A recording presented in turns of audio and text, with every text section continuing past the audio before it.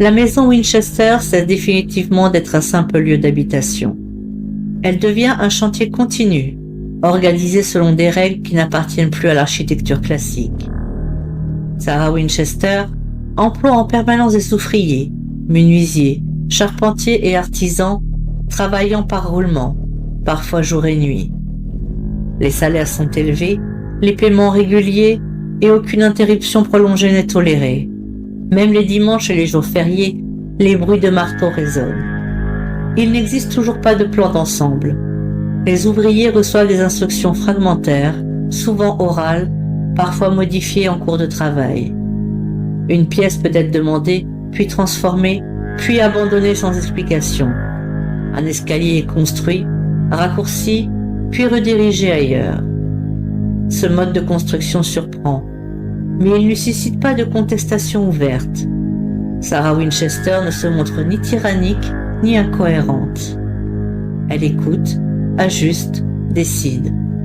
Elle connaît parfaitement l'état du chantier, parfois mieux que ceux qui y travaillent. À ce stade, rien n'indique une urgence visible, et pourtant, tout se passe comme si l'arrêt était interdit. Au fil des années, l'architecture de la maison devient de plus en plus difficile à justifier sur le plan fonctionnel. Les extensions ne suivent plus une logique d'agrandissement, mais de complexification.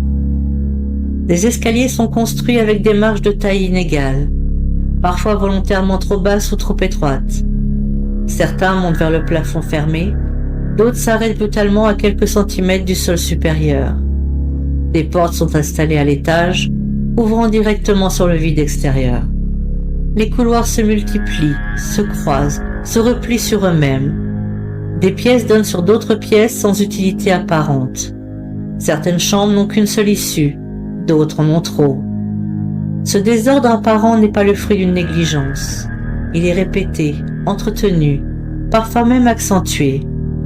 Lorsque le tremblement de terre de 1906 détruira une partie de la maison, Sarah choisira de ne pas restaurer certaines sections, préférant les condamner définitivement, comme si la rupture faisait désormais partie de la structure.